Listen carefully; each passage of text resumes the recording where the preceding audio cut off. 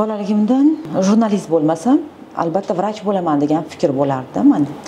Va ikkita tanlov oldimda turganida men albatta jurnalistikani tanladim. Nima uchun deganda qondan qo'rqqanligim sababli. Lekin niyat qilardim, katta bo'lsam, farzandli bo'lsam, albatta farzandlarimning ichida bittasi vrach bo'ladi. Vrach bo'lganda ham plastik jarroh bo'ladi degan bir niyatim bor edi.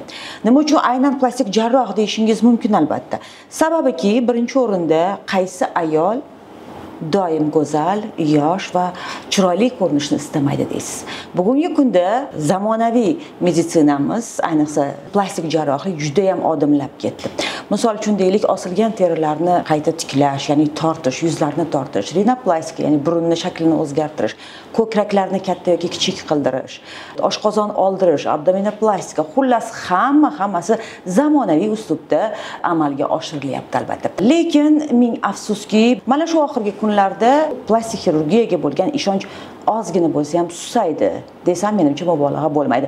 Buni sabablari bor. Ayniqsa poytaxtimizda bo'layotgan plastik jarrohlik bilan bog'liq bo'lgan holatlarni ijtimoiy tarmoqlarda ko'rganimizdan so'ng juda ko'pchilik atrofimdagi odamlar, tanish-bilishlarim yo'q, O'zbekistonda plastik jarrohlikni qildirib bo'lmas ekan degan fikrga borib qolishdi. Bugun bu mavzu haqida nima uchun gapirayotganimning asoslari bor. Bugun aynan ijtimoiy tarmoqlarda bo'layotgan gap so'zlar qolaversa, plastik jarrohlik o'zi nima, u qay darajada qo'rqinchli yoki qo'rqinchli emas, buni hamma sir-asrorlarini bilishga harakat qilamiz va studiyamizga ajoyib mutaxassis number 1 desam ham xato bo'lmaydi, sababiki o'zini hurmat qilgan mijozlar, taniqli shaxslar aynan mana shu insonga murojaat qilishadi. Demak, Medion klinikasi plastik jarrohi Sultonxo'ja Kamalovni bugun taklif etganmiz. Assalomu alaykum. Assalomu alaykum. Bugun podkastimizda. Sultonxo'ja, aytingchi, sizningcha nega oxirgi vaqtlarda plastik xirurgiya bo'lgan talab shunchalik oshdi? U shunchalik ommalashib ketdiki, xalqning orasida hattoki oddiy holatga ham aylandi. Ya'ni unchalik avvalgidek odamlarda qo'rquv yo'q. Oxirgi yillarda rivojlanishiga sabab bunda bu sohada rivojlanish bo'lganiga va bu sohadagi yangiliklar yoki operatsiyada bo'lgan avval va keyingi holatlar, shou biznes vakillari yoki Gollivud vakillaridagi avvalgi keyingi holatlardagi o'zgarishlar ijtimoiy tarmoqlarda osonroq yetib borishi oqibatida xalqda ham o'sha narsaga tushuncha paydo bo'la boshladi. Bundan 10 yil, 15 yil oldin mutaxassis bo'lish uchun tushuncha juda ham kamchilikda bo'lgan. Oldinlari bizning O'zbekiston territoriyasiga qanaqadir yangi turdagi yangi operatsiyalar bizga kirib kelishi yillar davomida uzoq yillar talab qilgan bo'lsa, hozir osonroq bo'lib qoldi.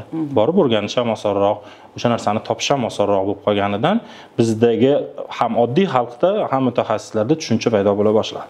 Tushunarli. Aytingchi, bugungi kunda plastik xirurgiya nima uchun kerak o'zi? Uning asosiy vazifasi nima? Plastik jarrohlik bu umumiy gap. Plastik jarrohlikda o'zi ikkiga bo'linadi. Estetik plastik jarrohlik va rekonstruktiv plastik jarrohlik. Rekonstruktiv plastik jarrohlik bu uzoq yillardan beri bor. Ko'pchilikning tushunchasida ham o'sha rekonstruktiv plastik jarrohlik tushunchasi kelgan. Bu qachonki hayot davomida orttirilgan har xil chandiqlar, travma bo'lsin, kuyish bo'lsin, kesilish bo'lsin, misol qanaqadir katta operatsiya qilishgan, ulardan hosil bo'lgan chandiqlarni to'g'irlash haqida tushuncha bo'lgan. Zamonaviysi bu estetik plastik jarrohlik. Bu sog'lom odamga qilinadigan va ko'proq qarilik alomatlarida hosil bo'ladigan o'zgarishlar yoki vazn tashlashdan yoki ko'p homiladorlikdan keyingi holatlarda bo'ladigan holatda sog'lom odamga, funksionalnosti buzilmagan odamga uni estetik ko'rinishini to'g'irlash uchun bu tananing hamma qismi to burundan sochdan boshlab, soch ekish ham psixologiya ham bu ham estetikka kiradi. Sochdan boshlab to tirnoqqacha bo'ladigan holatlardagi sog'lom odamning estetik ko'rinishini to'g'irlash uchun ishlatiladi. Siz o'zingizni asosiy mutaxassisligingiz deb hisoblaydigan operatsiyalarni aytib bering, ya'ni qaysi operatsiyalarni eng ko'p amalga oshirgansiz bugungi kunga qadar? Meni suyagim umumiy xirurgiyada nima qotgan, chunki birinchi kursdan boshlab men mediklar semiyasidaman, onam yaxshi ginekolog bo'lishgan Qo'qonda. Endi menga katta operatsiyalar yoqardi. Qorin bo'shlig'ini ichida qilinadigan operatsiyalar bu katta ahamiyat edi.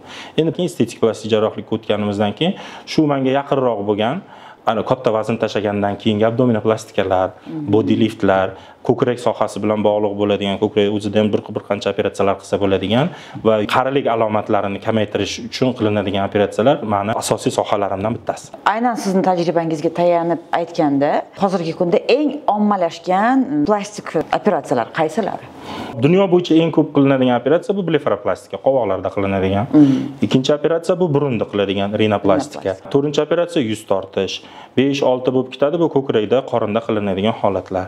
Endi bu operatsiyalarda 90% ayollarga qilinadi. Chunki erkaklar talab yo'qmi erkaklar tomon yoki kamroqmi? Erkaklar biz tabiatan chiroylilikka moyilmiz. Biz faqat shu unaqangi kirsonga yo'nib chiqsak ham yetadi bizga. Ayol kishini bu dunyoga kelishdan asosiy sababi bu nasl qoldirish. Homiladorlik paytida bitta, ikkita, uchta, beshtagacha homiladorlik bo'ladi. Bu har bitta homila ayol kishini gormonalli, tashqi ko'rinishi, moddalar almashinuvida juda ham katta o'zgarishlar bo'ladi. Har bitta tug'ruqdan keyingi ayolda qoladigan asoratlar bor. Tug'ruqlardagi vaznda oshib tushishlari va ularda funksionallik holatlarini buzilishlariga olib kelishi va qarilik alomatlari tezroq keladi. Shuning uchun ham ayollarga ko'proq qilinadi. Qaysi plastik operatsiyalar eng osonlari, qaysilari eng qiyinlari? Eng yengil operatsiya bu qovoqda qilinadigan operatsiya. Lekin asorati bilinib qolsa, u ayol tashqi ko'rinishidan bir umr qoniqmaydi. yoki ko'zlar yopilmay qolishi, ko'zlar har xil bo'lib qolishi mumkin. Buni asorati u ayolda jamiyatda yashashida qiyinchilik bo'ladi. Eng katta operatsiya abdominoplastik operatsiya deydigan bo'lsak, uni qanaqadir kamchiliklarni kiyimtayda berkitishingiz mumkin bo'ladi. Lekin uni bo'ladigan asorati yomon asoratlarga olib keladi, sog'liqqa boy bo'ladigan. Butun boshli qorinda aylanasiga travma berilishi yoki oddiy liposaksiya deyishimiz mumkin. Teshik yordamida biz uzun kanyullarda tortib chiqardim, dek bu qarasangiz, bu kichkinaroq, inson uchun yengil operatsiya bo'lishi mumkin, lekin organizmga berilgan travma maydonini kattaligini hisobida bu organizm uchun katta operatsiya hisoblanadi.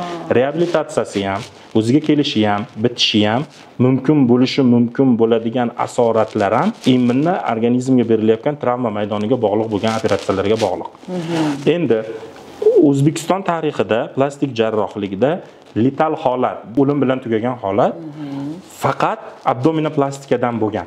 Biz ustozlarimiz bugungi kunga qadar dunyo bo'yicha ham plastik jarrohlik holatdan letal holat bo'lishiga 90%ni abdominoplastika va liposaksiya amaliyotlari keltirib chiqargan. Bunaqa holat biz bu sohaga yangi kirganimizda, biz O'zbekistonda bizga hunar o'rgatgan ustozlarimiz ham bu operatsiyadan qochishgan. Bu operatsiyani qilmaslikka harakat qilishgan, narxini 4-5 barobar qimmat qilib yuborishga harakat qilishgan. Bemor kelsa nima qilish uchun men so'raganman, nimaga bu yaxshi operatsiya? Chunki men umumiy jarrohlikdan chiqqanim uchun menga katta operatsiyalar qiziq bo'lgan. Sen mana bu qovoq qilishni qilavergin, qovoqni o'zi ham yetadi yoki yuzdikini ham qilavergin, sana o'zingga yetadi degan holatlar bo'lgan. Endi biz shu operatsiyani maromiga yetkazish uchun balkim ustozlarimiz aytgan holatlarni kamaytirish uchun boshqa davlatlarga borib, immunni shuni mutaxassislari bilan turib, ular bilan oylar, yillar davomida xat yozishamiz. Men boraman, senga o'rganaman, baribir hammasini to'g'ri kelmaydi. Malaka oshirish uchun mana shunaqa holatlar bo'lgan. Shu endi oxirgi 10 yil, 12 yilda letal holat abdominoplastika va liposaksiya holatlaridan juda ham pastga tushib ketgan. Bir narsani aytib ketishim kerak. Bu sohaga kirayotgan paytimizda bizdan 5-6 yil boshlagan akamiz bo'lardilar. Bu sohani men tushunmasdim. Men ham oddiy kuyganlardi deb tushunardim. Ichiga kirib borganimdan keyin aytilgan. Sen bu sohada qilmoqchi bo'lsang, tayyor turishing kerak. Oxirgi toningni ham sotib birovdan hunar o'rganishga yoki hunar o'g'irlashga. Plastik jarrohlik bu juda ham yangi soha. Yangi soha rivojlanishi uchun unda o'tgan vaqt ichida juda ham ko'p asoratlar bo'lgan. U asoratlarni o'rganib, asoratlar soni kamayishi kerak. Endi bu asoratlarni kamaytirgan, sababini topgan odam yoki o'zi shakl kirgiza olgan odam senga tekinga o'rgatmaydi. Bu yopiq kasta. Farosatli plastik xirurglar jamiyatida bu yopiq kasta. Ota o'zi bo'lib o'g'liga o'rgatishi mumkin yoki tog'a jiyaniga o'rgatishi mumkin, lekin begona kelgan odamga hali hunarni 40ni o'rgatib, ustoz 41ni o'rgatmaydi degan gap bizning sohada bor. Chunki buni ikki xil yo'l bilan olish mumkin. O'zingiz bemorlarni ustida tajriba orttirib, falon bir yilda siz opitniy bo'lishingiz mumkin, tajribali, yoki shu tajribani vaqtini siz pulga sotib olishingiz mumkin. Pulga sotib olib, ya'ni o'rganish qilishingiz mumkin. Ha. Endi bizni yoshligimizda yoki bizni ota-onamiz paytida kimdir qanaqadir kasal bo'lsa, operatsiya qilish uchun 50-60 ga kirgan unaqa doktorga borilgan, opiti bor, yoshi katta deb. Ular o'sha davlat больницасida yillar davomida bunaqa tikib ko'rgan, unaqa kesib ko'rgan, o'zini opiti bo'lgan. Endi biz yosh xirurglar bitirganimizdan keyin qanaqa qilib biz sirazi unaqangi opitniy bo'lishimizga vaqt yetmaydi. Ikkinchidan zamon unaqangi emas. Uchinchidan частный klinikada turib men qilmaganman operatsiyani, lekin ko'rganman. Bemordan pulini olib, uni ustida operatsiya qilib tajriba qilishga haqqim yo'q. To'g'ri. Endi oddiy mana bu ijtimoiy tarmoqlarda men bitta qiyshiq qilsam, u kasal chiqib, biz ijtimoiy tarmoqlarga bu doktorning qo'li qiyshiq ekan desa, bu meni karyeram sindi o'sha. Bunaqasiga ham ketmaydi, bunaqasiga ham. Shuning uchun ko'proq o'qib o'rganish kerak. Biz O'zbekistonda bu soha yangiligi haligacha bor. Ba'zamiz unaqangi zo'r emas. Magistratura, ordinatura bitkazishda ba'zamiz unaqa zo'r emas. 99% xirurglar bitirgandan keyin iloji yo'q. Emin chet elga borib, chet el doktorlari bilan borib o'rganishi ma'qul. O'sha oxirgi tunini ham sotasan degan gapi juda ham rost bo'lgan. Sababi bu sohaga o'tganimga 15 yil bo'lgan bo'lsa, shu karantingacha hisobladim bir 600-650 mingdan ko'p pul sarfladim. Shu sohani o'qishiga uchun 25 ta 30 tadan ko'p nima ustoz ko'rdim. Shu har bitta misol ko'krak qiladiganga bordim. Alohida. Bitta doktorga boraman. U faqat katta ko'krakni kichkina qilishi menga yoqadi. Uni pochirki. Shuni o'rganaman deb bordim. Bitta joyini ko'rish, olish uchun juda ham katta summa to'laysiz. Mana shunaqa qilib o'rganib majbursiz kelishga. U doktorlar ham hamma narsani o'rgatmaydi, borib o'sha vaqt yillar davomida sarflaydigan yoki sharmanda bo'lmaslik uchun o'sha narsani iloji yo'q pulimizga sotib oldik. O'sha karantindan keyin o'sha hisob kitobni ham to'xtatdim, boshqani ham to'xtatdim. Mana shu gap rost. Yil davomida 3 marta, 5 marta eng yaqini, misol uchun Germaniya, Italiyaga borib shu sohani ko'rib kelmasak, o'sha keyingi yilga biz qilayotgan ish sal eskiroqqa o'xshaydi. Demak, har yildan yilga yangilanadi, oydan oyga yangilanadi. Endi 4 ta yoki 8 ta plastik xirurg yig'ilib qolsa, kimdir yarani bitkazadigan narsa o'ylab topgan yangicha, kimdir likoplastr o'ylab topgan. Bularda hammasi finansga borib taqaladi, bularda hammasi borib o'rganishga borib taqaladi. Iloji yo'q, qilayotgan ishingiz sifati ham shunga qarab bog'liq bo'ladi. Abdominoplastika o'zi qanday xavflar bilan bog'liq insonga? Abdominoplastikani eng yengil asorati desak, eng og'iri ma'lum nima bilan tugashi. Eng yengil asorati bu estetik ko'rinishda juda ham xunukligi. Umumiy ko'rinishdagi holatdagisi, fartukni olib tashlagandan keyingi holati eng yengil asorat bu qomatning qiyshiqligi yoki xunukligi. Asoratsiz bo'lgan operatsiyada ham eng yengil asorat bu umumiy ko'rinishda estetik holatning xunuklashuvi. Men o'ylagandim, abdominoplastika qildirgandan keyin o'sha qomat ham juda ham chiroyli holatga keladi deb o'ylagandim. Demak, lipoksatsiya alohida qilinish kerakmi shunda? Abdominoplastika operatsiyasi bu qilingandan keyin birinchi bo'lib fartuk yo'q bo'lishi va tanani ayollarga xos bo'ladigan qomat shaklini keltirish. Ikkinchisi bu abdominoplastikada qilinadigan asosiy sababdan biri, fartukdan biri biz diastaz deymiz. Qorinning to'g'ri mushaklari bor. Erkaklar press deymiz. Ayollarda bu mushak katta homilada, ko'p homiladorlikda ichkaridan hosil bo'lgan bosimning hisobiga u muskul bir-biridan qochadi. Endi 6-oydan 9-oygacha homiladorlik qanaqa katta bo'lishini bilasiz. Bu qochadi. Endi tug'ruqdan keyin bu ikkalasi bir-biriga kelib, o'rtada avvalgi holat bo'lmasligi 90%. Juda kichkina homila yoki qanaqadir anatomiyasi xos bo'lgan qizlarda qaytishi mumkin, lekin 90% ayollarda bu holat qaytmaydi. Abdominoplastika qilgandan keyin butun umr sug'urtalash kerak hosil bo'ladigan o'sha qorinning churralari, grijalari, kindik churralariga va osilishi mumkin bo'ladigan fartukni yo'qotishga. Endi buni ham estetik ko'rinishdan, ham perfeksionist odam sifatida qaraganda perfekt holat bo'lishiga ko'p operatsiyalar qo'shiladi. Biz abdominoplastika oddiy nima og'iz bilan chiqib ketaveradi. Lekin abdominopastikaga qo'shimcha liposaksiya amaliyoti qilinadi. Endi liposaksiya amaliyotida ham qo'shilyapti. Juda ham ko'p asoratlar bilan qisa bo'ladigan, qisa bo'lmaydigan joylar bor abdominopastikaga qo'shilishi. Bundan oldingi hozir shov-shuv bo'layotgan asoratlar ham mumkin bo'lmagan joyga tegib kuyish oqibatida ham hosil bo'ladi. Ko'proq shu holatda hosil bo'ladi.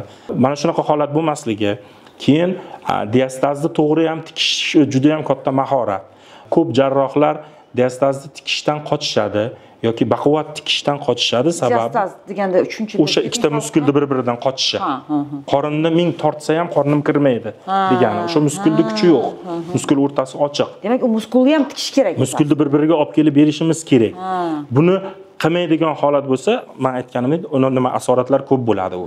Endi shuni ham tikishga sal qochiladi, sababi tikish jarayonida ichayda ushlab olish mumkin, u ipga qo'shib yoki qaysidir tomirda baylab qo'yish ehtimollari bor. Endi mana hozir asosiy mavzuga kelyapmiz. Masalan, oxirgi paytda plastik jarrohlikka bo'lgan qanchalik qiziqish kuchaygan, ishtiyoq kuchaygan bo'lsa-da, lekin mana shu oxirgi kunlarda bo'layotgan holatlardan so'ng xalqimiz ichida tan olaylik, ishonch susaydi. Albatta, siz aytishingiz mumkin, mutaxassis sifatida har bitta ishda xato bo'ladi deb. To'g'ri. Albatta, har bitta ishda xato bo'ladi, lekin men o'ylaymanki, aynan xirurgiya sohasida xato bo'lmasligi kerakmi deyman. Chunki u yerda bitta insonning joni turibdi-da, hayoti turibdi-da. Mana Halima xonimni eshitdik, ozgina oldin vafot etdi. Aynan mana shu operatsiyadan, abdominoplastikdan, to'g'rimi? Va bu dars bo'lmadi qaysidir ma'noda. Yana o'sha show biznes vakilasi, bloger Kokosh mendan u ham mana shu operatsiyani qildirgan. Nimaga bizda bunday bo'lyapti? Balki oddiy odamlar ichida ham ko'pdir bunaqa holatlar. Balki biz eshitmagandirmiz, qancha eshitmaganlarimiz bordir. Mana shu aynan mana shu voqeaga izoh bersangiz, nima uchun aynan bularda mana shunday holat bo'lyapti? Mutaxassis sifatida xato qildi, xato bo'ladi mutaxassis tomonidan deydigan savolni biz mutaxassislar ichida juda ham qattiq olamiz. Lekin mutaxassislar o'sha asoratlarni qaysi tomondan kelishini juda yaxshi bilamiz. Sabablarini juda yaxshi bilamiz. Endi abdominoplastika operatsiyasidan operatsion stolda letal is'hot bo'lishi, o'lim bilan tugash holatlari 0 ga teng. Lekin abdominoplastika operatsiyasidan keyin hosil bo'ladigan asoratlar oqibatida bo'lishi bu aniqroq.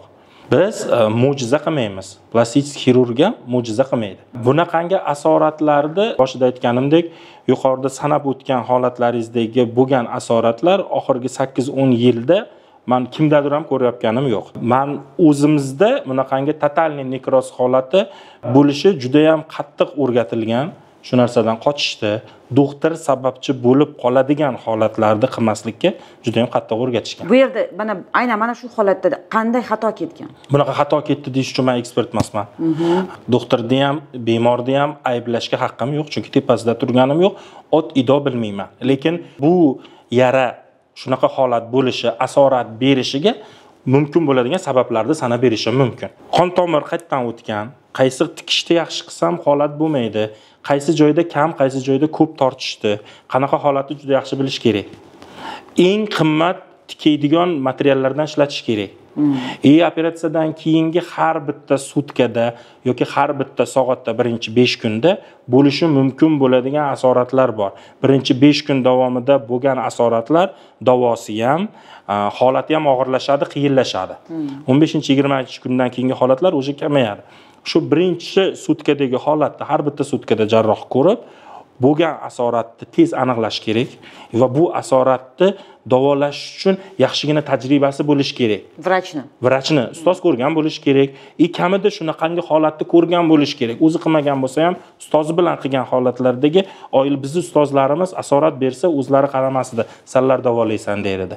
Chunki sanlar uchun bu yaxshi kitob derdi. Yaxshi praktika. Boshqa joyda pulingga sotib olmaysan bu praktikani yoki o'zing qilsang bu xatoni jamiyat kechirmaydi. Sen uchun opit degan. Buni yarani davolashni juda yaxshi bilish kerak. Yarani muammosini aniqlashni bilish kerak, yarani davolashda algoritmini tuzish kerak. Bir xil shablonda hammani davolab ham bo'lmaydi. Har bitta sutkada doringizni almashtirishingiz kerak bo'ladi. U yarani minusga ketyaptimi, plusga ketyaptimi, vaqtida aniqlashingiz kerak bo'ladi. Ikkinchi tomon bemor tomon. Doktor aytgan har bitta gapga aytish kerak. Doktor buni qilmagin, uni qilmagin, mana bu holatni qilmagin deb aytgandan keyin u bemor shu narsani qila olishini operatsiyadan oldin konsultatsiyada to'liq ma'lumotga ega bo'lish kerak. Uni qilish kerak. Uchinchisi bu organizm tomonidan. Xirurg zo'r qildi, yaxshi ipda tikdi, hech qanaqangi kuchli yoki kam ko'p tortib qo'ymadi. Bemor har bitta gapiga kirdi doktorda, har bitta rekomendatsiyalarini qildi. Organizm ba'zi bir holatlarda bitish bilan bog'liq bo'ladigan muammo chiqaradi. Buni oldindan aniqlashdi, UZI, MRT qanaqadir genetik tekshiradigan yo'llari yo'q. Biz jarrohlar ushlab tikishni bilamiz. Bemor u yarani uhajvit qilishni biladi, parvarishlashni. Organizmda ishi bitish. O'sha qaysidir punktda, qaysi biridirda cho'loq bo'ladigan bo'lsa, oxirgi natija asorat berishi aniqroq. Lekin baribir mas'uliyat vrachda bo'lishi kerak. Mas'uliyat vrachda. Mas'uliyat vrachda. Chunki bemor ishonib borganda shu vrachga. Endi u bemor ishonib keldi vrachga, vrach o'sha ishni qila olishiga aqli yetgan odam qilish kerak, to'g'risi. Endi bemor ham biroz oldin efirdan tashqarida aytdingizki, tenglashtirdingizda operatsiyani falonchi ham qila olmaydi-yu degan bitta zo'r gap aytdingiz. Ha, endi bu meni onamning gaplari, to'g'risi. Gemoroy operatsiyasini qildirish uchun, bavosilni qildirish uchun tish doktoriga borilmaydi-da. Yoki tish doktor uni davolayman deyishi ham noto'g'ri. Bunaqa holat bo'lishi mumkin. Endi bizda plastik jarroh mutaxassislarida yetkazib chiqarishdagi endi bu sohani o'zi dunyo bo'yicha yangiligini ham hisobga olishimiz kerak. Bir marta, ikki marta ko'rib, texnik ko'rinishi bo'lishi mumkin, juda ham oson. Lekin mana shu janjallarda ko'pchilik ma'lumot olganimizda shunday gaplar ham bo'ldiki, vrachlar hattoki operatsiyani YouTube'ga qarab turib qilishdi degan ma'lumotlar ham ketdi o'sha yerda. Endi ikki marta, uch marta aytdim u gapni. Farosatli plastik xirurglar jamiyatida a'zo bo'lgan odamlar. Ular kimlar? Ular yillar davomida jarrohlikdan chiqqan va buni hech bo'lmasa vaqtini sarflab, pulini sarflab o'rgangan odamlarda bo'lishi mumkin bo'ladigan har qanday holatni biladi, asoratni biladi, vaqtida aniqlaydi. Agar nima qo'yadigan bo'lsa, kommentariyaga meni ham patsientlarim yozishi mumkin. Meni juda ham konsultatsiyada juda ham qattiq konsultatsiya qilishim, va'da bermasligim, osmondagi oyda yoki bemorning gapiga kirmasligim, bemor qilib xohlagan pulingni beraman deyishi mumkin. Lekin undagi holat u so'ragan holat bo'lmasligini men bilaman-ku. Men o'zim 40 ga kiraman, chochimga oq tushirmadim. Maksimalniy harakat qildim pul uchun kalla tashlamaslikka. Lekin pulini olib qo'yganingizdan keyin uni YouTube'ga qarab video operatsiya qilganingizdan keyin siz chochingiz oqarmay, meniki oqaradim. O'shanga o'xshagan narsa. Endi hikmat izlaganga hikmat bu dunyo, illat izlaganga illat bu deydi. Bu abdominoplastika operatsiyasi operatsiyalarda ichida, hamma operatsiyaning ichida eng katta operatsiya hisoblanadi organizm uchun. Uni faqat jarroh zo'r shakl chiqarib berishi mumkin, zo'r operatsiya qilishi mumkin, lekin uni 2 soat, 4 soat davom etadigan operatsiyasini kontrol qiladigan anesteziolog, reanimatolog juda ham kuchli bo'lish kerak. Men juda ham sortirovka qilib tanlab olganman. Chertib deymiz. Ya'ni o'zingiznikini. O'zimga, chunki men kesib tikishni bilaman. Qon ketsa qonni to'xtatishni bilaman. Yara bilan muammo bo'lsa, men yarani tuzatishni bilaman. Lekin o'pshi holatda meni yaram minus qilib yormaslik kerak bemorda. U holatda anesteziolog kontrol qiladi. Operatsiyadan oldingi, operatsiyadan keyingi operatsiya vaqtidagi holatlardagi biz o'rta meditsina xodimlari deymiz, medstralarimiz yoki shogirdlarimiz uni maksimalni yaxshi yondashish kerak. Aseptika, antiseptika sohada muammo ko'p, lekin sohadagi muammolardan yutib chiqib, bu sohadagi muammolarni kamaytirib, jahon standartiga to'g'ri keladigan holatda biz O'zbekistonda plastik xirurgiyamiz O'rta Osiyo holatida SNGda Rossiyadan keyin birinchi o'rindamiz. Aslida sifati bo'yicha, qilinadigan yangiliklari bo'yicha. Lekin haligi ko'payib guruch kurmaksiz bo'lmaganda bitta kurmaydi deb butun boshli O'zbekiston xirurglarini mol doktorga chiqarish, to'poyga chiqarish, qo'li qiyshiqqa chiqarish bu juda ham xato. Uni 100 jarrohligini bitirib, 9 oylik kursda o'qib, plastik jarrohman degan qog'ozda olib olib, bitta ikkita operatsiyalarda yoki konferensiyalarda ekrandan ko'rib olib, videoni men qilaman deyishlik bilan uni ko'rganmiz, kesib qo'yib, telefon qilib, iltimos keling aka, men aytdim, ochib berdim, yopolmayapman degan holatlar ko'p. Yoki shaharda bizni ustoz deb biladigan bitta ikkita harf o'rgatgan shogirdlarimiz bor. Ular kechasi-yu kunduzi iloji yo'q chiqadi, ustoz men bunaqa qildim. Uni lecheniyasini aytishdan oldin yaxshigina so'kaman. Yaxshigina urishib beraman. Uni biz o'zimiz tilimizda yaxshigina urishib nima qilish kerakligini aytaman. Bitta operatsiya qildirish uchun kamida 5 ta xirurgga borishingiz shart. Men hamma bemorimga shunaqa deyman. Yo siz birinchisi desa, значит, mendan keyin 4 tasiga borasiz deyman. Maslahat qilgin oldin. Kasalni qizg'onishga, uni rashk qilishga, faqat men qilib beraman yo shu kasalni pulini olib olishga, ushlab qolishga aytganimdek sochimga oq tushirmayapman. Men mutaxassisligim uchun, hunarim uchun yaxshi ishlashim kerak. Menga pulni o'zi kelar deb tarbiya qilishgan. Ota-onam vrachligi uchun menga sal povishimni unaqa to'g'rilab berishlari osonroq bo'lgan. Relsga solinishi. Mana bu holatda bemor 5 ta xirurgga borish shart. Bemor 5 ta xirurgga borgandan keyin uni kamida 3 oy, 6 oy kuzatish kerak. Kuzatib, har bitta xirurgda o'zini pochirki bor. Har bitta xirurgda uni operatsiya qilinadigan. Meni yaxshi o'rtoqlarim bor, faqat burun bilan shug'ullanishadi. Ular doktorlar. Men ishlayapman, yechaman ularni qilayotgan ishiga. Chunki meni qo'limdan kelmaydi burun qilish. Men lor xirurg emasman. Ular uchini ham, ichini ham qiladi. Ba'zi bir ukaxonlarimiz bor, faqat qovoq bilan shug'ullanadi. O'zlari uni yuz jarrohligini, stomatologiyani bitirgan, qovoqni qilishadi, faqat qovoq bilan shug'ullanishadi. Ular operatsiyasida bo'lishi mumkin bo'ladigan har qanday asoratlarni ko'rgan. Ular o'sha mutaxassis, yetuk mutaxassis 10 yil, 15 yil vaqtini sarflagan. Endi mana bunaqangi katta operatsiyalarda holatida shunaqa. Bemor nima xirurg tanladi, uni kuzatadi. Endi somsani ham reklama qiladigan yoki qimorxonani reklama qiladigan blogerlarni mana bu klinika zo'r, mana bu doktor zo'r desa, yugurib borishligi bu ahmoqlik. Ahmoqlik to'ppa-to'g'ri. Keyin konsultatsiyaga borganda har bitta xirurg operatsiyadan oldin qanchalik tayyorgarlik ko'rish kerak, operatsiya qanaqa bo'ladi. Hozir misol oddiy abdominoplastikani o'zimiz ustozimiz 6 soat qilishar edi. 8 soatlikni ko'rdik, 18 soatlikni ko'rdik. Bu nimaga bog'liq? Organizmni katta kichikligiga, semiz ozg'inligi. Biz shunaqa deb bog'liq deb o'ylardik. Chunki operatsiya katta deb ham o'ylardik. Shunaqa holatlar. Endi biz ustozlarimizdan qaysidir bazani oldik. Aytganimdek, ustozlar maksimalni qilmaslikka harakat qilardi. Undan 100 ni tortgan, uni 100 ni qilsang asorati kamroq bo'ladi. 100 ga kim keladi? Aqli hushi joyida, yoshi bir joyga borgan ayol keladi. Sen bilan urush janjal qilmaydi deb qilishgan. Bunaqalardan endi men umumiy jarrohlikdan chiqqancha kattasi yoqardi. Kattasini holatida men ham shunaqa katta operatsiyada o'ylardik. Endi meni praktikamda maqtanish bo'lsa ham aytaman, mendaqa 39, maksimum 39 kilo olib tashlagan qornim fartuga. Bunaqasini bitta odam deydi. Bitta odam. Misol uchun 250 kilo bo'lgan, oshqozonni qildirgan, 150 kiloga tushgan, o'sha olmaydi, unaqa osilib ketmaydigan terisini olib beryapmiz. Ayol u, erkak u, mana shunaqa holatlarda. Endi buni qilaman, endi o'sha 39 kilolik, 150 kilolik olgan odamdan 3 soat operatsiya qildim. Bizda ham 5 soat, 4 soatdan ham tushganmiz. Ba'zi bir dunyo xirurglari bilan o'tirib, ular bilan qilib, siz men 2 soatda qilaman. Qanaqa qilib 2 soatda qiladi? Borib, pulini berib, vaqtini sarflab, ular balon kuni kelasan deydi. Oylab kutamiz, yillab kutamiz u odam chaqirishini. Borib ko'rsak, misol uchun oddiy qorinni fartugini olgandan keyin kindigida yasash xususiyati bor. Yasash operatsiyasiga ishoning, men ustozim tugul O'zbekistondagi luboy xirurgda kindik shakli o'zimga yoqmasdi. Ular deydi. Shu kindik qilish uchun 1 soat vaqt sarflanardi. Operatsiya paytida. Hozir keldi 3 minutda kindik qilyapmiz. Ham maksimalniki ayollarga o'xshagan xos kindik deymiz. Buni uzunchoqroq bo'ladi avvalroq. Qilyapmiz 3 minut, 5 minut vaqt sarflayapmiz. Bu degani 1 soatga operatsiyani o'tdan qisqartirdik. Demak, tajriba oshdi. Ham tajriba oshadi. Hozir maksimum 3 soat qilamiz. Agar faqat abdominal liposaksiya holat bo'lsa, qaqadir yoq quyish, yoki qovog'ini qo'shadi, boshqa joyini qo'shish holatlari bo'lmasa, faqat abdominoplastika holat bilan bo'ladigan bo'lsa, uni biz hozir 2-2,5-3 soatgacha olib boryapmiz. Narkozga berib, bizdan yarim soat oldin uxlatishadi, bizdan yarim soat keyin uyg'otishadi. Obshi vaqt 3-4 soat davom etyapti. Bo'lyapti. Nima uni asoratlarimiz bizda ham uchraydi asorat.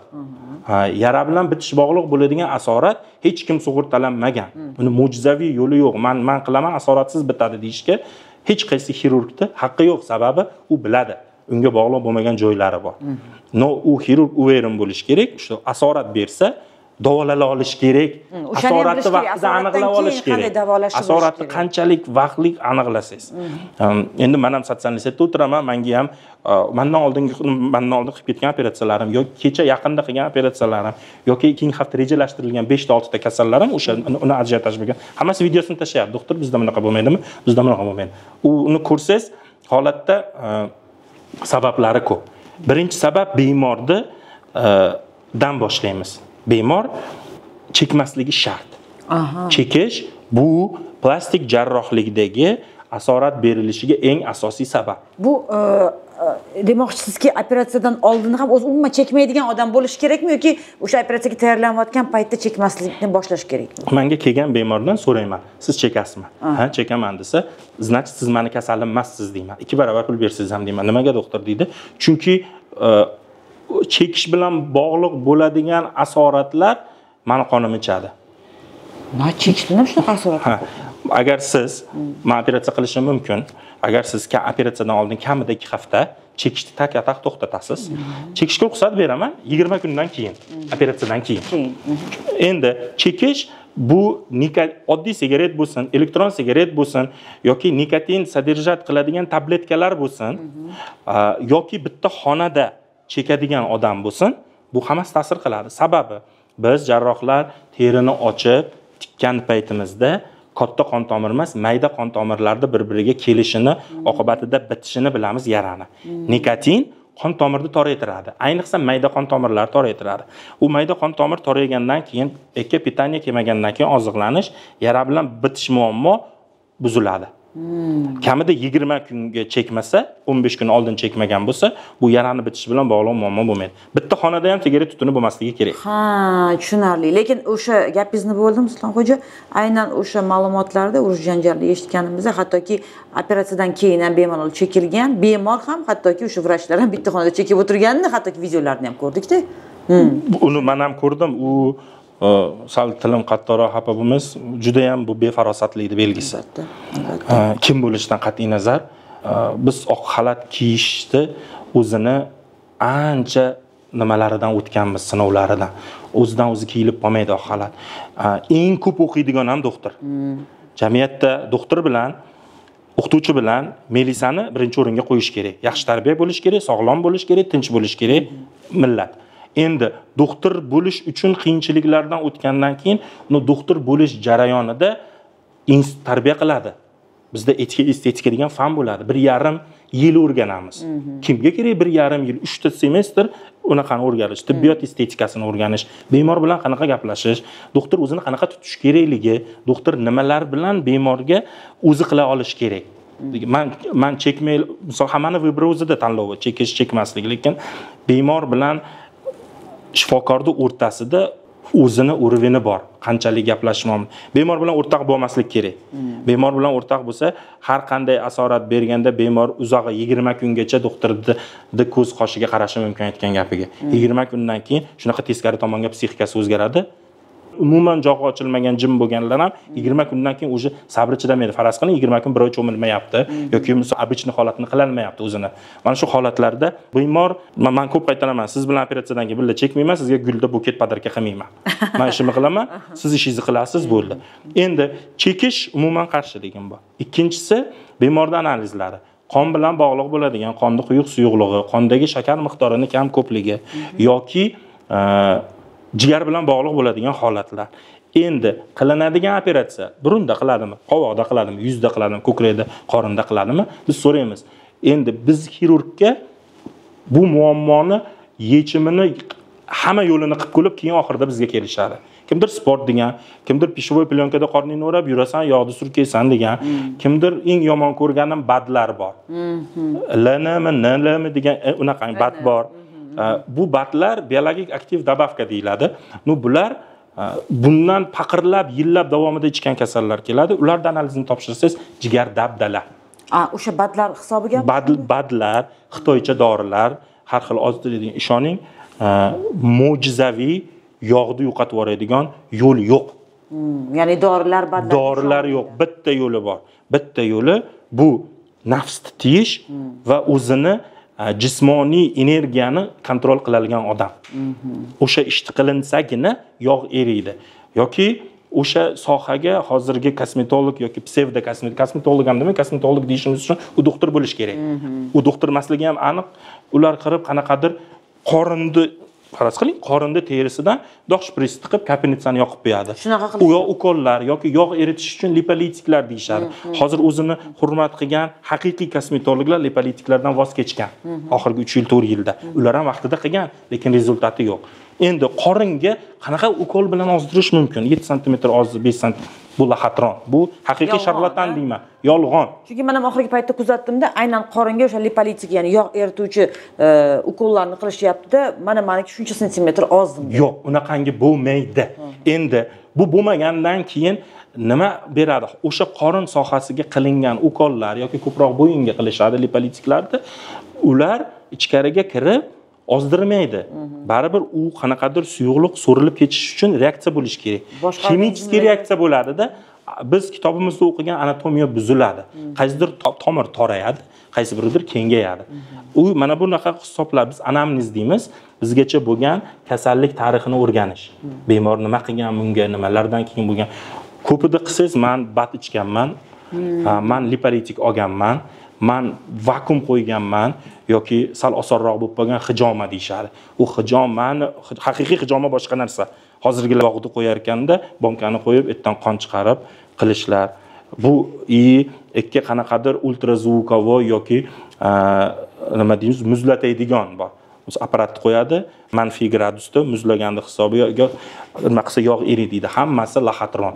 Hech qanaqa apparat, dori, ukol yoki qanaqa manual terapiya bilan yo'qotilmaydi yog'. Yog'ni yo'qotmoqchi bo'lsa, yeyishdi, unaqa fiz nagruzkani qilish kerak. Tezroq yo'qotish bu xirurgiya. Boshqa yo'li yo'q.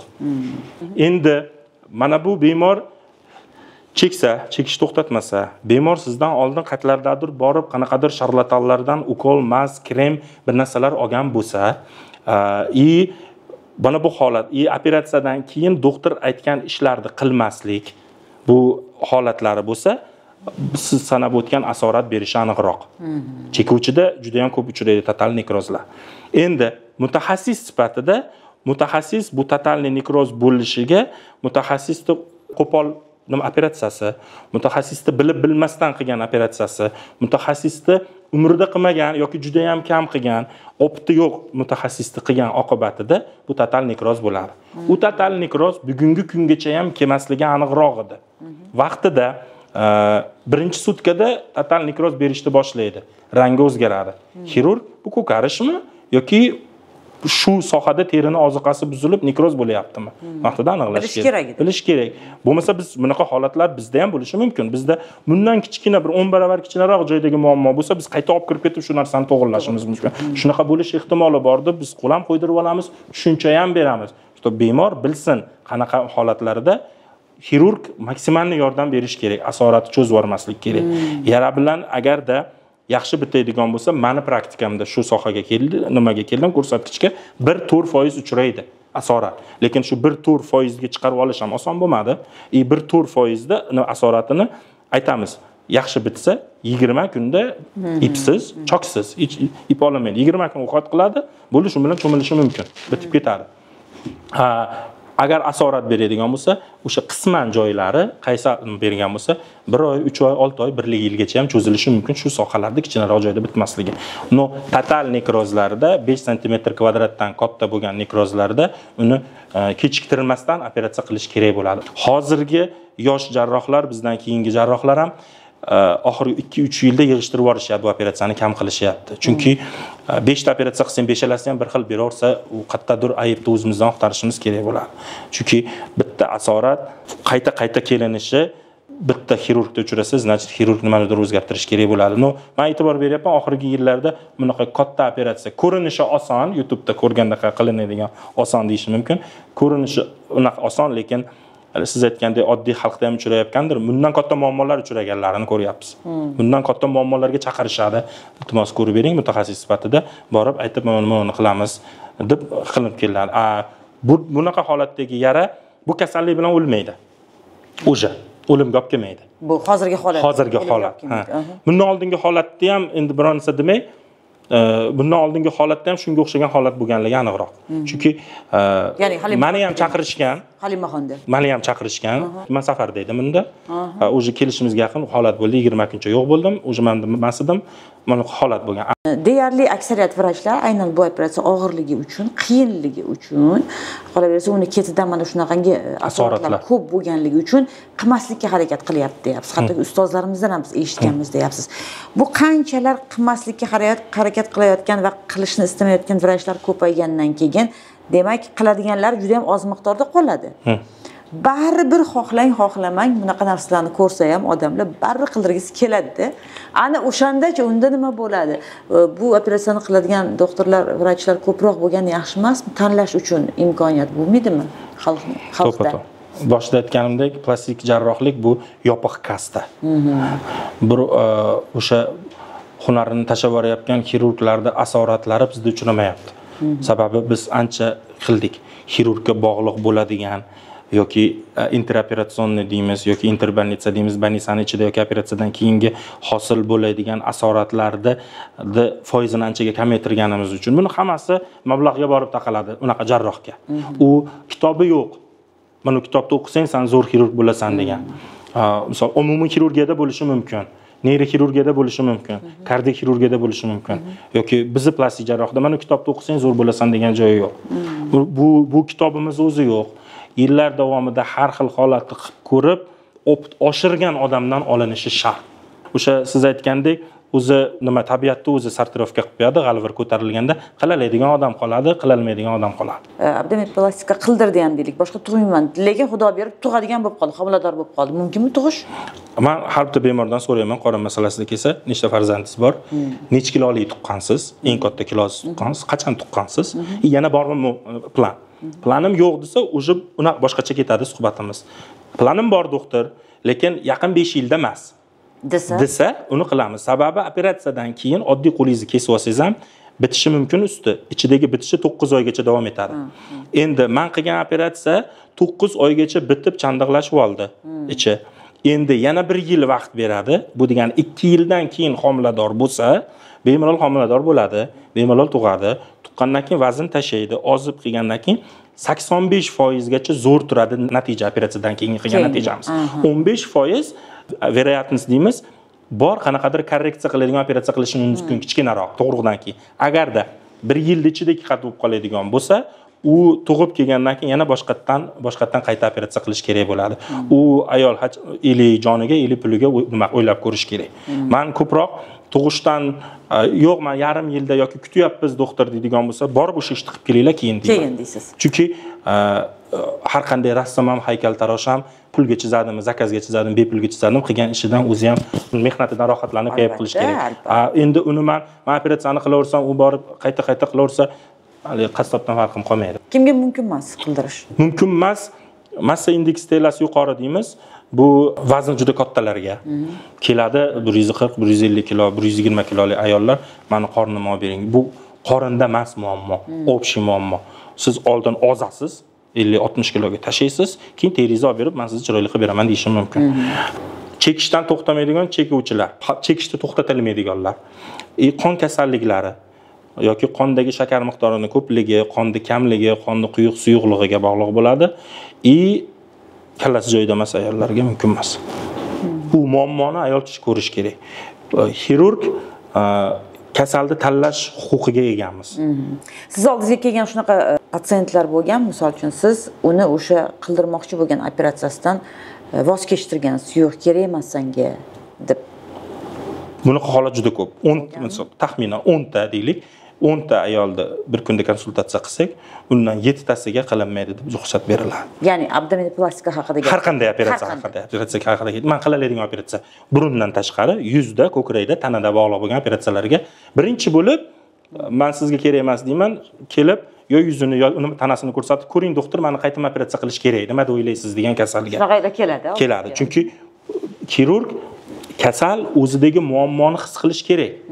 Uni muammoligini bilish kerak. Qorni osilib qilish kerak bo'lsa ham, yo yuzi osilib, yo qisam chiroyli bo'lishini bilsam ham, bemorni o'zi bilmasa sizga hech narsa kerak emas deyman. Chunki u bemor o'zi bilsa kasalligini, menga kelib muammoni ko'rsatish kerak. Mana muammoni ko'ryapman, shuni hal qilib bering. Siz hal qilishni yo'llarini aytaman. Endi shularni qilaman.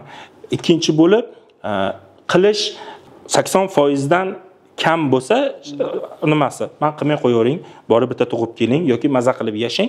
5 yildan keyin, 4 yildan keyin keyin qilib beramiz degan holatni qaytarishimiz mumkin. Demak, birinchi o'rinda pul turmayapti. Yo'q, endi deylik, klient keldi, bo'ldi, o'zi xohlayapti, qilib qo'ysam bo'ladi-yu, deyishingiz ham mumkin-ku o'zi aslida. Unda men mashinaga rang beradigan ustidan farqim qolmaydi-da. Meni praktikamda doktor nimani qilib bering, nimani qilish mumkin deganda siz borib kallangizni davolang deyman. Chunki muammo bu yerda. Bemorga men o'zimni taklifimni berishga haqqim yo'q. Keldi, siz monetingizni ham qo'shib qilib beray deyishga haqqim yo'q. Yoki bemor kelib, magnetingizni qilsa bo'lar ekan, u bemorga o'sha joyi yoqar uni. U menga mutaxassis sifatida qilishim mumkin. Unaqa deyishga, o'zimni xizmatimni taklif qilishga, tiqishga haqqim yo'q. Bemor o'zi muammo bilan kelish kerak. Lipoaksiya qanchalik xavfsiz va oson operatsiya hisoblanadi? Eng xavfli operatsiya. Lipoaksiya tashqaridan ko'rgan odamga juda ham oson. Terini 1,5 santimetr teshasiz, maxsus instrumentda tiqasiz, betdan so'rib oladigan apparat bor, yog'ini so'rib olish bor. Bu oddiy texnika bo'lishi mumkin. Vaholanki kichkinagina teshik. Kichkinagina teshik, lekin u kanyula kirib ichkariga qilib chiqqan travma maydoni bor. Xirurg uni ko'zi bilan ko'rmaydi. Biz telepoy operatsiya deymiz, ko'r operatsiya. Ko'rmasdan teshikdan tiqib nimani yulib olyapmiz, bilmaymiz. Aytdan qon ketyaptimi, tomir ketyaptimi, nerv ketyaptimi, uni 1 millimetr teparoq ushlab qo'ysangiz instrumentingizni, u teriga yaqin qilib qo'yasiz, chuqurchoq bo'lib qoladi. Xuddi haydalgan yer undan chiroyli bo'ladi yoki chuqurroq qilsa ichkaridagi nima organlarga zarar berish. Unaqa holat juda ham ko'p uchragan. Juda ham ko'p. Hozir ham bugungi kun bo'lsa juma kuni borib keldim shunaqa bitta klinikaga, nomini aytmay, borilgan operatsiya qilingan. Uyda ham chuqur bo'lib ketgan. 1 yildan keyin kelib buni to'g'rilab beraman deyishgan. Endi qilib qo'ygandan keyin joy teri bu yoqlari уже nekroz bergan ehtimollari bor. Lipoaksiya qilish uchun birinchi bo'lib xirurg ichini ko'rgan, ustini ko'rgan, kamida 100 tadan ko'p lipoaksiya qilgan odam bo'lish kerak. Uni hozir yangi bitirganga ko'rsatib bersam, men ham qilaveraman deydi. Lekin asorati juda ham ko'p bo'ladi. Ikkinchisi bu apparatga bog'liq. Egasi ishda asbob qiladi, egasi lop turadi deydi. Bunga bog'liq. Apparatingiz zo'r bo'lishi kerak. U apparatlar uni arzon apparat turmaydi. 50 ming, 60 ming turadi. Zo'ri menda bor-da. Aha. Zo'ri menda bor-da. Chunki boshqa jarrohlar ham ko'rib biladi, agar videoni ko'rsa aytishadi, uni xato emasligini, lekin har qanday xirurg bilan unaqa apparatida men sportlashishim mumkin. Har bitta bemor, misol uchun siz menga hech kimsiz. Eshigimni taqillatib keldingiz konsultatsiyaga, hech kimsiz. Men borini aytaman. Analiz topshirib operatsiyaga oldimmi, kesdimmi, уже bu odam meni barmog'imga o'xshagan, meni qismim organimdagi. Undagi muammo, depressiyasi, og'rig'i, asoratlari menga ham ta'sir qiladi. Meni ham ishimga ta'sir qiladi, uyimga borishimga, o'zimni tutishimga ta'sir qiladi. To 15-20 kungacha yarani bitqizib, tuzatib chiqarib yormaguncha u men o'zimniki deb his qilaman. Sulton hoji, hozir ko'krak operatsiyasi haqida ham gapirib o'tdingiz. Shunga ham ozgina izoh berib ketsak, har xil afsonalar yuradi.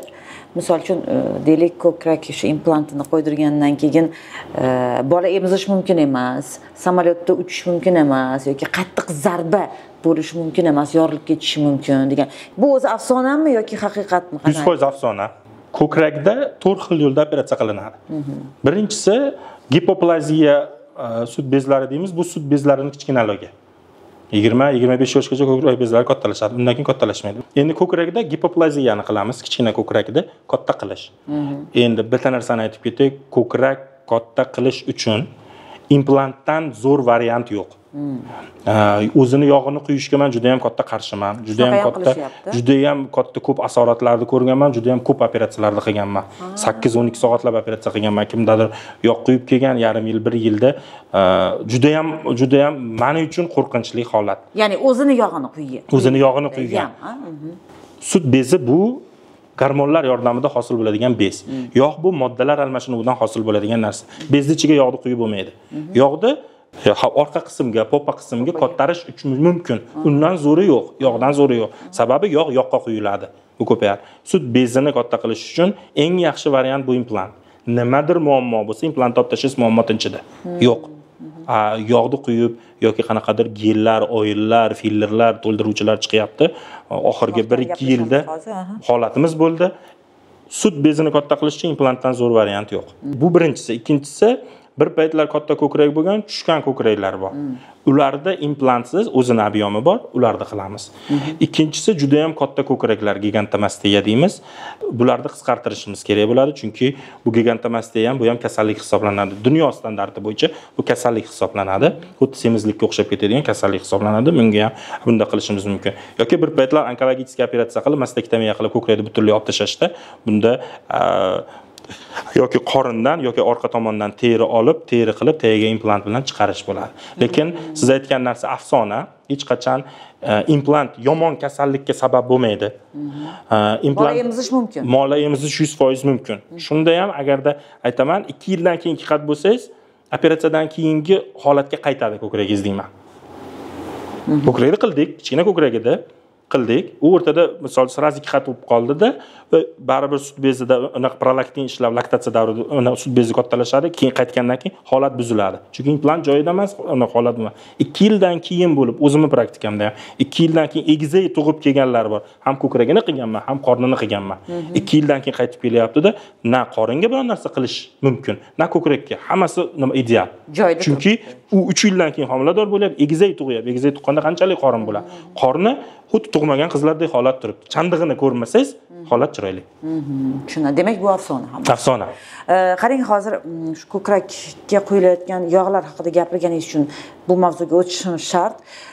Bugungi kunda ming afsuski, kosmetologlar, xirurglarning ishini qilayotganlarni ham ko'ryapmiz-da. Birinchidan antisanitariya, ikkinchidan odamlar, ayollar qanday qilib ishonib kelayotganiga hayron qolyapman. Ya'ni o'sha popalariga, ko'krak qismiga gellar quydirishyapti. Men bir joyda eshitdimki, aynan shu quyilayotgan gellar, yog'lar, ya'ni mashinani yog'i bilan hattoki o'sha laboratoriyada tekshirishganda deyarli ichidagi sostavi deyarli teng degan ma'lumot eshitdim. Bu qanchalik to'g'ri va bu organizmga xavfli tomoni yo'qmi shu popalarga, ko'krakka quyilayotgan mana shu gellarmi, yog'larmi, nima deyiladi bular? Siz sanab o'tgan mutaxassislarni kosmetolog demaylik, chunki kosmetolog deyishimizga arzimaydi. Sizga savol beraman. Prokuror necha yil o'qiydi? 4 yil o'qiydi. Lekin men prokurorning formasini kiyib yoki milisani formasini kiyib ko'chada mashina to'xtatishga haqqim bormi? Yo'q. Agarda men shu ishni qilsam, o'sha mendan jabr ko'rgan odamlar maksimum nimadan jabr ko'radi? Pulidan jabr ko'radi. Alda pulini olishim mumkin, men prokurorman deb. Yoki men boshqa narsaman deb. Yoki A kategoriya olgan, prava olgan odam borib samolyot uchishga men lotchikman deyishga haqqi bormi? Yo'q.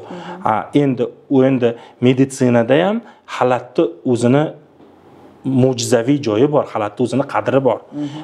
Xalatni medsestra bo'lib o'qigan odam hech qachon men doktorman deya olmaydi. To'g'ri, haqiqatan. Vrach, kosmetolog bo'lish uchun 10 yil o'qish kerak. Qaysi mutaxassislikda 10 yil o'qiydi meditsinadan boshlab?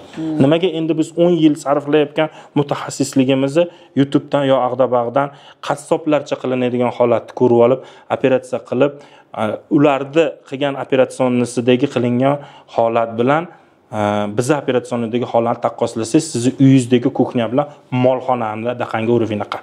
Siz uyingizda ko'knida qanchalik toza saqlasangiz, molxonada bular xuddi o'sha ishni qilyapti. Xuddi shunaqa holat bo'ladi. Haqiqiy dermatokosmetolog odam bu 10 yil o'qigan, 7 yil institut o'qigan, 3 yil dermatologiyani o'qigan, teri doktori va 1 yil, 1,5 yil qayta mutaxassislik kosmetologiyaga o'qiydi. Ular hech qachon terini kesmaydi. Kesish haqqi yo'q. Kesishga haqqi yo'q. Lekin kesishyapti, ya'ni ko'zlarni. U kesyapganlar, ular sharlatan. Sizlarga mana shunaqangi yuzini buzib qo'ygan, ko'kragini buzib qo'ygan, mana shunday gellar quydirganlar keladimi? Juda ham ko'p. Xirurg to'g'rilab bering. Juda ham ko'p. Endi xirurglardan keyin hosil bo'ladigan asoratdan juda ko'p kelishadi. Endi kosmetologlardan ko'p kelganlar, xirurglardan kelganda 90% ni qayta to'g'rilab qurchoqqa berishimiz mumkin. Lekin kosmetologdan kelganlar juda ham xavfli. Hozir bugungi kunda Namanganda bitta kasalimiz bor. 1 yil oldin nomi chiqqan qanaqadir psevdo kosmetolog hammaga filler qo'yadiganga quygan. Popasiga.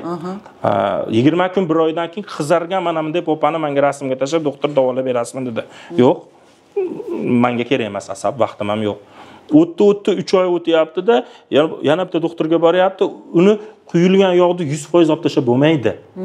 Endi u yog' siz aytgandek organik yog' deymiz. Bu nima o'simlik va hayvonlardan hosil bo'ladigan yog', yerda taydan chiqadigan yog' bor, neft.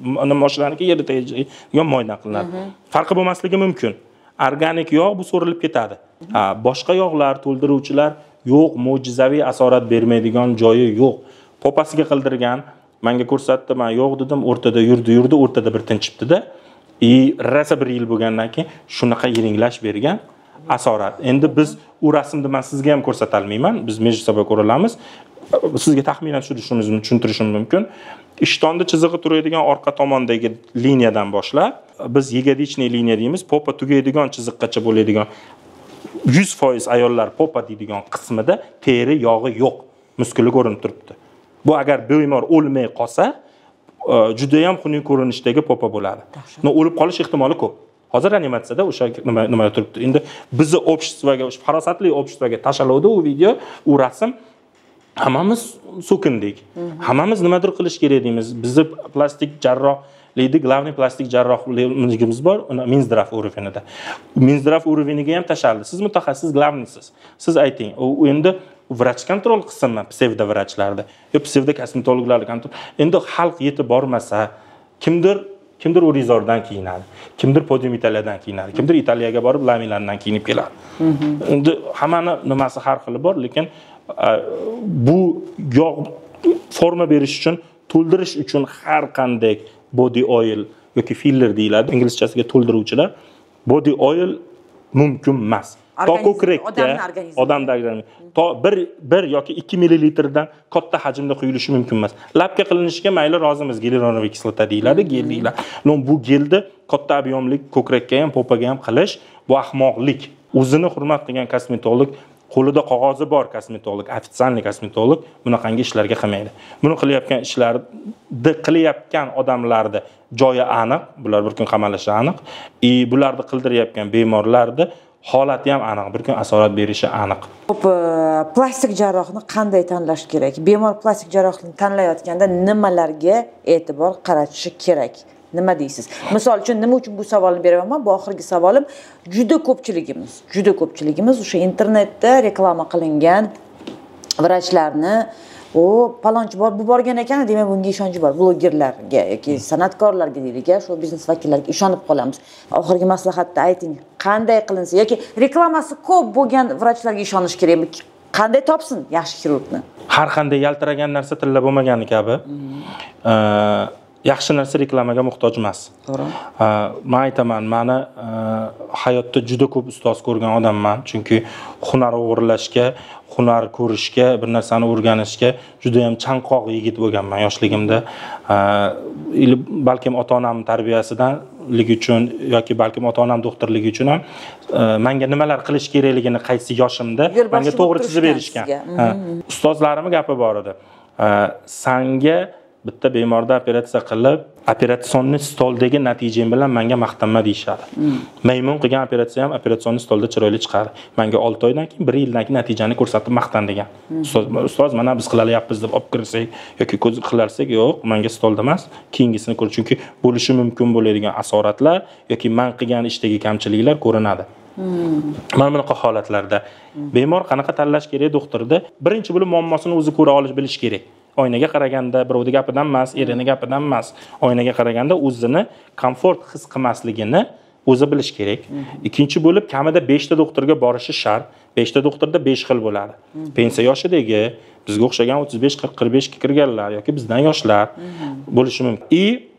Operatsiya qilishda mutaxassis tanlayotganda shu 5 ta doktorga borayotganda, shu 5 ta doktorda asosiy qiladigan ishi bo'lish kerak. Faqat qovoq bilan shug'ullanib yurgan doktorga borib ko'kragimni qilib ber deyish ham ahmoqlik deb belgisi. Yoki kam bir yilda 2 ta 3 ta qiladi shu operatsiyani qiladigan mutaxassisga borish ham sal nima ahmoqlik hisoblanadi. Bu operatsiyani bitta operatsiya turini 1000 tadan 2000 tagacha qilgan jarroh bu bo'lishi mumkin bo'ladigan har qanday asoratlarni ko'rgan. U ko'rgan asoratni ko'rgan doktor, u lecheniyasi ham osonroq bo'ladi. Keyingi safar bunaqa holat qilmasligiga, vrachebniy xato bo'lmasligiga u ham harakatini qiladi. Operatsion stolda biz qo'yamiz nimalarimiz, rezultatlarimiz, natijalarimiz. Operatsion stolda ko'k svet, unaqa ko'k qizil svetlarni qo'yib, u yog'ini yashirib, bu yog'ini berkitib, biz mana bunaqa qildik, mana bunaqa qildik. Xirurg odam bloger emas-da, xirurg odam aktyor emas. Yoki xirurg odam blogerlarga o'xshab yolg'on gap bilan bo'lsa ham reklama qila olmaymiz. Bizga eng yaxshi bu sarafanli radio. Sizni qildim, siz 4 ta o'rtog'ingizga ko'rsatdingiz, 3 tasiga yoqdi. 3 tasi kelganidan men bittasini operatsiya qildim. Mendagi natija yaxshi chiqdiki, men o'rtoqlarimga ko'rsatib maqtana oldim. Mana shu vrachga men ishondim. Mana natijani ko'rgin. Sizni formangizdagi boshqa dugonalaringiz shunaqa bo'lar ekan deb keladi. O'sha immundan bunaqa holatlar bo'lish kerak. Chunki siz kamida 1 yildan keyin aytasiz, operatsiya qildirdim. Misol og'riganini siz aytib berasiz. Menga bemor kelsa, og'riydimi desa, men og'riqni sezmaganman-ku biron marta. Shuncha operatsiya qilgan bo'lsam. Siz og'rig'ini aytasiz, diskomfortini aytasiz. Mana bu joyiga bo'lar ekan deysiz. 1 yildan keyin meni dugonam u doktorda qildiradi, uniki men unda men unda qildirdim, bu menda qildirdi. U uchalasini ham ko'rib, har bitta xirurgning o'zining fishkasi bor. O'sha fishkasiga qarab turib, bir xilga bemorlar bor. Oddiy kindik hamma joyingiz yoqadi, kindigingiz yoqmaydi deyish mumkin. Kindik qilishingiz. Hamma joyingiz yoqadi, shu orqadan qaraganda mana tomoniga tegmasligingiz deyish mumkin. U bemor kelib, bemor o'zining muammosini ko'ra olgandan keyin u kim qilalishligini ham holat bor. Bugun borsangiz, ertaga analiz topshiring indinga. Bir haftaning ichida operatsiya qilib beraman ham bo'lmaydi, chunki siz analiz topshirganingizdan keyin 1 sutkadan chiqadi. Menda tekshiruvchi 24 ta yoki 26 ta nimani tekshiruv turlarim bor. Yuragingizdan boshlab, o'pkangizdan boshlab, qoningizni har bitta punktlarigacha ko'rib chiqaman. Chunki qiladigan operatsiyamga organizm tayyor bo'lish kerak. Biz sog'lom odamda operatsiya qilamiz. Mana bu holat 99% holatda bularda minus chiqadi. Sababi bizgacha kelguncha aytgandek bad ichgan, bitta qaysidir psevdokosmetolog qorniga ukol qilib, massaj qilib, uva qiladigan mana bu holatlar bor. Bularda biz kamida 1 oy, 1,5, 2 oygacha cho'zib yuboriladi. Yoki keladi doktor, hozir qilib bering, menga yoz keladi. Siz organizmingiz tayyor emas, yozgacha davolayman. Immunni yozda operatsiya qilishim mumkin. Siz yo'q, bizda yozda deydi. Men Amerikada stajirovka qilganman, Dubayda ishlagan odamman. Bularda 12 oy yoz bo'ladi. Endi hozirgi zamon shunaqaki, uyga kirasiz, konditsioner, mashinaga chiqasiz, konditsioner, ishxonaga kirasiz, konditsioner, benzinga kirasiz, konditsioner. Chiqib avtobus kutib yoki unaqa qiladigan zamonda emassiz. Havoni nimasi to'g'ri nima shart emas. Aloqasi yo'q. Aloqasi yo'q. Faslning aloqasi yo'q. Organizmda tayyor emasligining aloqasi bor. Bemor operatsiyadan keyin yaqin 1 oydagi planlarini planlashtirgan bo'lish kerak. Qilib olib, meni to'yim bor, konsertim bor yoki men o'g'limni uylantiraman, meni qornim chiroyli qilib bering, chiroyli qaynona bo'lay. Yo'q, marosimlarni o'tkazib kelasiz, qilib beraman yoki men qilib beraman, 3 oyga kamida marosimingizni cho'zing. O'shanaqa holat. Chunki men oldindan bilmayman qanchalik atyok beradi, qanchalik ko'karish bo'ladi, yarani bitishi bilan bog'liq endi mo'jiza qilish qo'limdan kelmasa ekan, men oldindan bilmaslik xususiyatimni bilar ekanman, unga nimadir deb va'da berib, menga ishontirib qilinishiga ham yo'q. Bemorlarda asosiy e'tibor beradigan jarayoni shu 5 ta xirurg mutaxassisdan. Nimani va'da beryapti doktor? Aytgan muammongizni tashlasangiz, bitta qilsa bo'ladi deyaptimi, ikkitasi qilsa bo'lmaydi degdi. Bu qilsa bo'ladi deyaptimi, bundan qochish kerak. Yoki u bemor magnetizga qo'shib buningizni ham qilib beray, magnetizga qo'shib buningizni ham qilib beray deb o'zini taklifini kirgizishdan qochish kerak. Sababi faqat pul. Yoki men eng suymaydigan narsam skidka, aksiya. Meditsina biz paypoq sotmayapmiz-da yoki bir narsaga sotib foydani sal kamroq qilaylik demayapmiz-da. Undan operatsiya qilmaganimiz ma'qulroq. Chunki meni ham nimamdan o'tgan skidka yoki aksiya deb misol klinika tomonidan yoki qaysidir nima tomonidan qilinadi-da, qilinadigan bo'lsa, shularda asorat beradi. Plastik jarrohlikda birinchi bo'lib ongni to'g'irlash, tayyorlash kerak. Ikkinchi bo'lib organizmni tayyorlash kerak. Samый главныйsi pulni tayyorlash kerak. U endi arzon narsa baribir yalchimaydi. Hozir eng qimmat qiladiganlardan bittasi men deydigan bo'lsak, bizdan 5 barobar, 6 barobar qovoq qiladigan narximga qorin qilib beradigan narxlar bor. Biz kesib qosh tortadigan joyimiz bor-da, nimasi o'zini. Yo'q, biz kesmaymiz deydi. Biz 3 santimetrlik kelsa, ular 2 santimetrlik teshaman deydi. Oxirgi yilda ko'paydi, chunki 1-2 yil oldin bitta konferensiyalarda shu narsani ko'rsatishdi. Hali kamera bilan kirib qilamiz deydi. Olib kelib, mabitdagini olib kelib suvakka bo'ylab teshib beradi-da. Ko'p tortib yuborganlik hisobidan mana bu pastki qovoq, e'tibor bersangiz, ko'zni ochib yumishga faqat tepa qovoq ishtirok etadi. Pastki qovoq joyida turadi. Buni tortishni hisobiga bu tomondan ham tortib yuborishadi-da, undoq bo'lib tuxumdan chiqarib bo'lib qoladi. Shuni nima faras qildingiz, xuddi o'shanaqa tortiladi-da. U 15 kun, 20 kun yuradi, mana unaqa bo'lib, keyin doktorga boradi, doktor iloji yo'q ipni qo'yib yuboradi, tushdi. Yoki maksimum 15-20 kunlarda ko'ring, o'shanaqa yuz qiladiganlarda, o'sha yuzda endoskopik qiladiganlar uchun 1 yildan keyingi natija hech kimda yo'q. Mana 1 yil oldin qildik, natijamiz zo'r turmaydi-da u. Atyok kam tortsa, atyok paytida, shish paytida taranglikni hisobidan sal ochilgan bo'lishi mumkin effekt. Lekin 1 oydan keyin tushgan bo'ladi. Ana boring 3 oygacha turadi. 3 oydan keyin har qanday atyok chiqib ketganlik hisobida dosidan farqi yo'q. Faqat babetlarda chandig'i bo'ladi. Yana e'tibor beradigan tomoni, gapim yolg'on emasligi, siz sochingiz ichidan kesamiz deydi. E'tibor bersangiz orttirganlar 99% mana bu yerda xuddi shoxga o'xshab soch tugab, teri boshlangan joyda bundoq chandiqchasi bor. Yoki 60-65% qaytib borib uzdirib tashlaganlari bor. Menga keladi, mana nima qilsa bo'ladi? Yugurib boring doktoringizga ipini qo'yib yuborsin. Bu narsa ishlamaydi deydilar. Xuddi shunday. Hoja kelganingiz uchun kattakon rahmat sizga. O'rtoqlar yana bir karra aytib o'taman, men hali operatsiya qildirganim yo'q. Balki qachondir borarman Sultonxo'jani oldilariga. Hali lekin nima deydi, rejamda yo'q. Bu reklama emas, shunchaki sizga manfaatli bo'lsin va biz aynan plastik xirurgiya haqida to'g'ri ma'lumotga ega bo'laylik degan maqsadda bugungi podkastni uyushtirdik. Umid qilamizki, sizga ma'qul bo'ldi va suhbatimiz manfaatli bo'ldi. Rahmat kattakon Sultonxo'ja. Salomat bo'linglar, ajratgan vaqtlaringga. Yana oradan qanchadir vaqt o'tgandan so'ng aytyapsiz-ku, plastik jarrohlik bir kun kelasiz. Bir oy emas, kun sayin oshyapti deyapsiz-ku. Baribir bir kun yoningizga boraman. Mana shu hali bilaman, siz kun sayin nima deydi, haligi tajribangizni oshirishga harakat qilyapsiz. Mana ozgina yosharmoqchiman. Xudo xohlasa. Hozir ham yoshsiz. Rahmat. Kelganingiz uchun sog' bo'ling. Rahmat.